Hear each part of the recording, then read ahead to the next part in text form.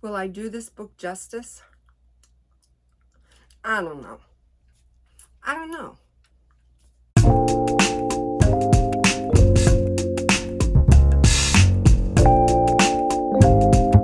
Hello, lovelies. My name is Floss, and this is the Grape Jelly Library. Don't forget to hit that subscribe button. Today, I bring you day 8 of 25 books in the month of June. We are on book 8. We are getting there, guys. One book at a time, we are getting there. Are you a reader? Are you not a reader, but you find yourself kind of maybe almost going to grab a book? Do you not know what you're going to read next? And then say, oh, you know what? Floss mentioned this book and I think she's onto something there. I think I'm going to read that. Did we reach that point yet? If not, hang tight. You got plenty more books to come. Today's book is Che, A Revolutionary Life, written by Jon Lee Anderson. This book was published quite a while ago, back in 1997. I read this book if you can see what I just saw, I could have swore I purchased this from a Barnes & Noble's, but I would be fibbing if I said that. I probably read this book about 20 years ago. And I purchased this book for $20 at the bookstore Borders. It's been a hot minute since I heard that word, that bookstore. This book came to be in my possession because it was Christmas time and me and my son, we were going, I said, let's, just pop into Walmart really quick, see what we could get, Christmas decoration wise last minute. And somehow we ended up in the toy aisle. Oh, I know why. Because there's always a novelty toy that 7th, 8th, 9th, 6th, whatever, school-aged children want. And in the toy aisle was a man and a woman, and they were dressed really, really nice. Iron jeans, polished shoes, leather belt. Nice looking couple. Clean, looked nice. The gentleman had on a black t-shirt with Che on the front of it. And I didn't want to be ignorant and just come out and say, yo, who's on your shirt? So I kindly asked, excuse me, I apologize, but I see his face everywhere and I have no idea who he is. And I am just really curious. Who is he? And the guy said, have you ever read the book Che by Jon Lee Anderson? And I replied, no. And he said, you need to get that book. It will tell you everything you need to know. And I kindly thanked him and we parted ways. I didn't immediately go out to get that book. But let's see, that was December. So January, February, March, April, May, June, July, August, late August, I went and I got that book. And I began reading it in September, the month of September. I took my time. It consumed me. I could not get out of work fast enough. Could not. Because I knew I had a destination and a date with a book. Let me tell you, brother, it is all I talked about. Could not wait to get out of work, could not get out of work faster. You could not shut me up. Could not shut. And they probably said, oh, here comes Flo again. Motor mouth. Flo again, trying to tell us about this book she's reading. But really, that's how fascinated I was by this book. I feel so bad for these 18-year-old boys who were confused and didn't know what they wanted to do or thought they knew what they wanted to do. And so they joined this Cuban Revolution.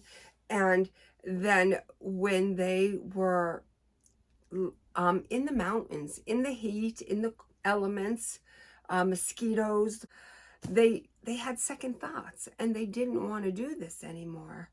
And one of the pacts that they were to stick to was he let you decide for yourself before you even joined. Are you in? Are you out? If you are in, you are all in, and there is no turning back. Well, God loved these 18-year-old boys who were just too confused to know. So they say, I'm in. And then after experiencing everything they did in the mountains, sickness and having to go to the bathroom out there and starvation and just a tough life, they had second thoughts. And so they wanted out. They wanted out. Unfortunately, that was not an option. And that is super heartbreaking and super sad to me. Che, like I said, was Argentinian born, and he was born of a wealthy family. And Che was extremely intelligent. Being smart came naturally to him. Oftentimes, he was seen hanging out with the older crowd, the college kids. And even at that, he seemed to just be smarter than they were. So he took it upon himself to set out on a solo journey to go into another country, oftentimes finding himself walking on foot. Eventually, he met up with a guy who was a little bit older than him who suggested that they go out on a journey with a kind of dilapidated motorcycle. And it was then he started to write the Motorcycle Diaries. And I think I have read every book that I know of pertaining to Che. Fascinating figure. What he saw along his journey was extreme poverty and sickness and illiteracy and just suppression. And he didn't think that was fair. He didn't like what he saw, and he thought there had to be a better way. I recall in this book, and boy, I read it quite a number of years ago, but I recall him encountering a situation where the people of the town had lice. They were infested with lice. And the government's solution was to just line them all up and just hose them down to try to, spray the lice off of them in that manner. And he was appalled by that. He thought, where's the medication? He went to school to become a doctor. I might be getting ahead of myself in some areas because, like I said, I read this book almost 2 decades ago, and I'm just trying to recall off the top of my head what I gathered from this book.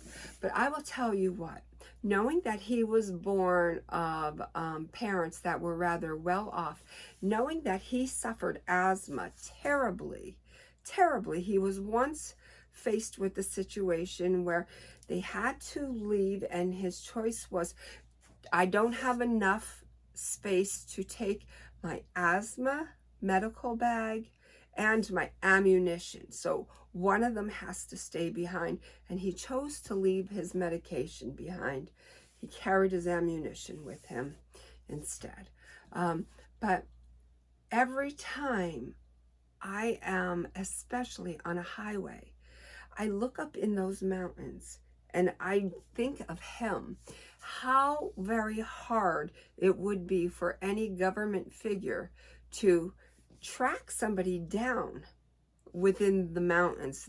He was the Sierra Maestra, believe, mountains, but huge, huge. You can easily get lost there, and not an easy lifestyle. Why would he choose that? He could have just remained a doctor, earned a nice living, had a family, a nice house, went out, cut grass on Saturday, but that was not who he was. He was very much dedicated to the cause. He also thought that the United States of America was the devil, and he was extremely persuasive in Cuba, cutting off all ties with America. He definitely viewed the United States as an evil force, and his political views were communism would solve the problems. So he very much adopted a Marxist-Stalin type of thought process. He excelled in everything that he did. He excelled in knowledge, in physical activity, training to be a guerrilla. He just excelled. So Fidel Castro made him second in command only to himself. And at one point, he even became a threat to Fidel. So Fidel actually arranged for Che to go over to Bolivia. And that was the beginning of the downfall for Che Guevara. They failed miserably over in Bolivia, and eventually Che was captured. When Che was captured, he was brought to a schoolyard where he was put into a room while the officials contacted the United States and said, "We have Che Guevara. What do you want us to do with him?" Kill him. And so it was arranged. 2 days later, by the time they had caught him, Che was dead by firing squad. He went out nobly. He faced the firing squad, and here's an interesting fact. No one on that firing squad, I don't remember how many men, so I don't want to say 3 because it could have been 5. I don't know. I don't remember that part. But I do remember distinctly, no one wanted to be responsible for his death. So blank bullets were placed into some guns so that no one actually knew. Did they fire the blank or did they fire the real deal? Upon his death, it was instructed to chop Che's hands off, cut his hands off, and put them in a glass jar of formaldehyde and send them to the United States because we want proof that we have this very dangerous man. Part of the reason why he was a danger was because he was a very attractive looking man, and a lot of the women were like goo-goo-eyed over him, and our government didn't need some good-looking guy influencing the thought process of a woman. When he was killed, he was put on display in a school courtyard, and it was said in the book that the women wept and kind of passed through his viewing, and some of the women like snipped pieces of his hair, and he was kind of viewed as a martyr. And so there's that. He was buried in an unknown grave. And for years and years and years, no one knew where he was buried. He was actually discovered buried under an airstrip landing pad in Vallegrande in Bolivia on October 17th, 1997. If you are a fan of history, if you do not know who this man is, if you love big books and you cannot lie, if you are a fan of reading, if you want to find yourself enamored, engulfed, just pick this book up. They're gonna say, hey, have you seen so-and-so? I haven't seen so-and-so for a while. Have you seen Paul? No. Have you seen Tom? No. Have you seen John? No. Have you seen Ted? No. Where are these people? I'll tell you where they are. They are nestled in a chair somewhere. Same like I was, swallowing the knowledge and information that this book has to offer. Jon Lee Anderson, phenomenal job in your research, in your writing, in bringing forth every single bit of information you could ever want to know about Fidel, Che, the Cuban Revolution. It's a wonder of a book. Well, that's it, friends. That's my serious video for today. I feel like sometimes we just, we need to get down to the nitty-gritty. It can't always be all fun and games. You know what I'm saying? Are you digging are you picking up what I'm putting down? Sometimes we just got to get the job done. There you have it, friends. I hope you will go and purchase this book. And if you have read it, let me know what you thought about it. 754 pages. 754 pages of nothing but pure knowledge. Pick this book up. Do yourself a favor. Educate yourself. Find out about history. And enjoy every page turned.